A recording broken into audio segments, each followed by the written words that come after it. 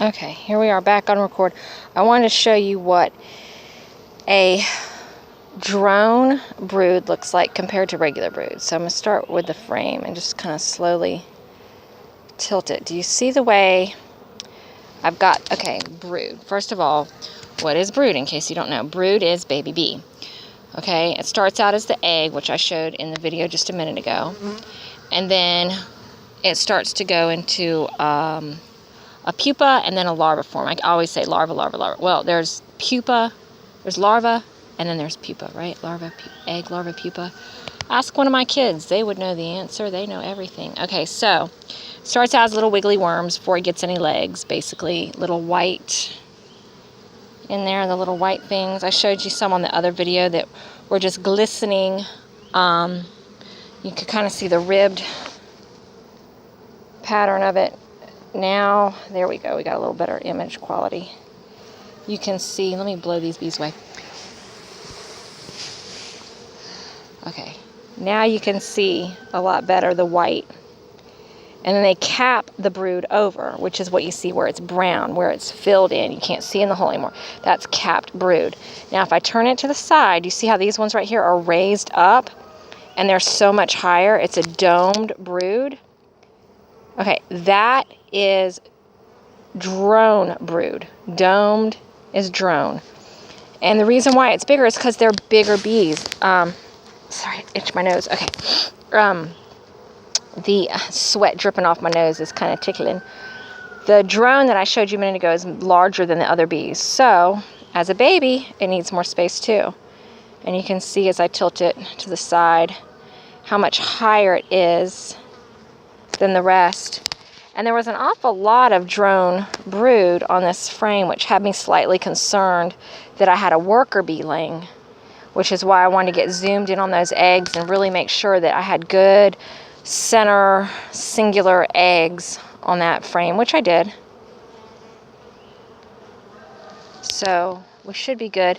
Now there was a queen cell on one of these, but it was empty. There was no egg or anything laid in that queen cell to look at earlier.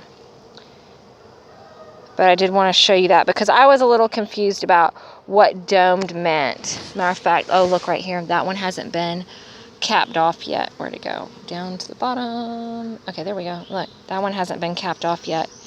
You can see it's taller than the rest. Okay. And they've really built it up because he's going to need more room to grow. And that, I say that is the only male bee you will find in a colony is the drone. And his only job is to breed with the queen, and he eats. And during the winter months, when they start coming, the worker bees, if they're running low, there's a drone right there to show you. There he is, right? I see him with my eye. Now to get him on the camera for you is the trick. Where'd he go? They will actually kill them off because all they're doing is eating all the food. They just yum, yum, yum, yum, yum, eat all the food.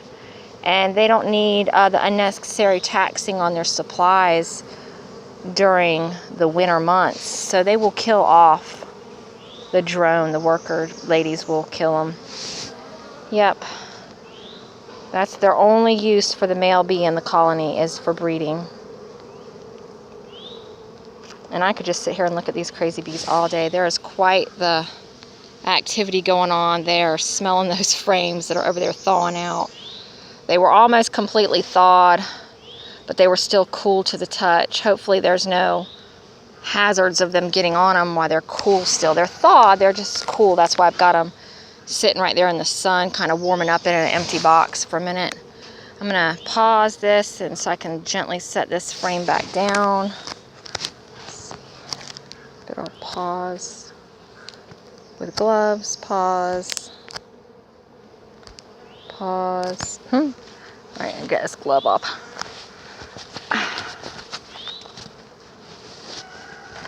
Yummy. All right, so I installed the little Swiffer pads, ripped them in little segments, and stretched them out across the hive, across the frames, tops of the frames. Got the feeders back in, the outer box, inner cover, outer box, outer cover. Everything's sealed back up. And I mean, you can see right now, the purple hive, that's the Wendy hive. You can see the angle. That one did really good through this last section of storms. No water got in it. The Peter hive over here, you can see it's jacked up pretty well now. It did get a little bit of water in it, and it had some beetles in it. No evidence of queen a week ago. Still no evidence of queen. Numbers are starting to dwindle in the Peter hive. So I'm probably going to order a queen for that hive. And I may get some advice on shaken bees, or maybe even taking a brood frame, since I've got brood on about 5 frames in this box. Both are really weak colonies for this time of year. This is my first year beekeeping. I nearly lost the original hive thanks to a friend who helped me out. I'd ordered a queen. The bees I had wouldn't accept her. They left. So what had happened is this purple hive, that was my original hive, it lost its queen. So we ordered a queen for it. They would not accept the queen after almost a week. And what they did was left this box. They went back to the new box in the original station and abandoned the caged queen. So here I had a queen in this box, caged with no bees. She was down to about a handful of bees when a friend helped me out with some brood frames and some bees. Just so very generous, and it saved them. I have seen the marked queen. I actually caught her laying eggs 2 weeks back. My third inspection back, so that would have been 2 weeks ago, caught her laying eggs, and I see still in this hive the evidence of her, the video I show with the nice single eggs, good brood pattern. So things are going very well for this hive. I'll probably have to feed them through the season because they are new and they aren't very strong. We've only got the lower box with bees in it. The upper box that you see is basically just housing the feeder, a mason jar feeder for them, so that we don't have as much robbing as we would get with an entrance feeder. Same thing with the Peter hive. The top box again is only housing a mason jar feeder on top of an inner cover, and you know, that's again to just keep the robbers out. But their numbers are really, really low. They had no buildup. I mean, they had a little teeny tiny bit of buildup on one frame, bless their hearts. I had to take everything from that Peter hive last week because of the beetles. They had water in there, a nasty mess. The same issue that I had with this hive. I thought I had enough angle on there with the table itself, but apparently not. So you can see now, I mean, maybe the table settled through the rainstorms. We've had some pretty serious rains. It does, now that I'm looking at it, look like maybe that might have happened. But I've jacked the hive itself up on the table, so no matter if the table settles a little bit in the rain, that hive is still going to maintain a really good angle and stay dry. But because of that happening, I had to take all the frames out that they had, which again, there was no eggs or larvae present on any of those frames. It was just some honey and some bee bread, stores, things like that. So I took all of that out of there, put it in the freezer, had to give them just empty frames back. I had nothing really to give them. I did spray all the empty frames down with the HBH, the Honeybee Healthy sugar water spray, and of course kept a full feeder on them. But again, like I said, their numbers are really low. I'm probably going to need to order a queen for that, and I may see about shaking a frame of bees, or maybe taking a capped frame of brood and adding it over to that box. And again, thank you so much, John. If it wasn't for your generosity, I wouldn't even have a second hive to try and balance this problem out. It's been a lot of work here in my first season, but I'm learning a lot more this hard way than I learned from 2 years of reading books. And I laugh because I've been told by several of the my mentors in the bee profession that bees don't read books. So just keep that in mind. You can read and study all you want to know about bees, but really getting a hive or being able to find a mentor who will allow you on the property to help with their hives and really learning firsthand about the bees is the best learning that there is.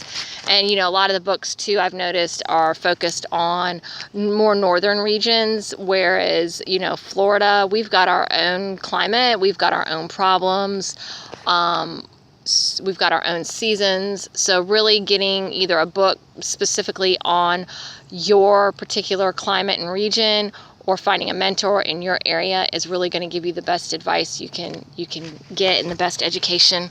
So that's it for today out here from the Cove. Again, you can see there's some bees over there at the Peter Hive, as I named it, and gave it a cute little paint job. Yeah, cute paint jobs aren't going to make the bees stay, but looks good, right? And then we've got the Wendy Hive over here, and you can tell there's just a lot more bees at the entrance there.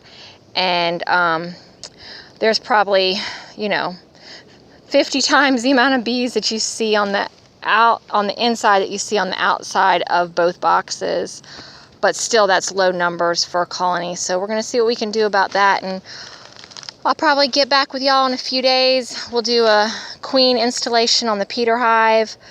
And any bee transfer that I do, whether it's a brood or shaken bees, we'll try and get that to share with you guys too, so that you've got some knowledge to take with you if you ever decide to go down this exciting adventure, this road of beekeeping. Y'all have a good Sunday. Bye.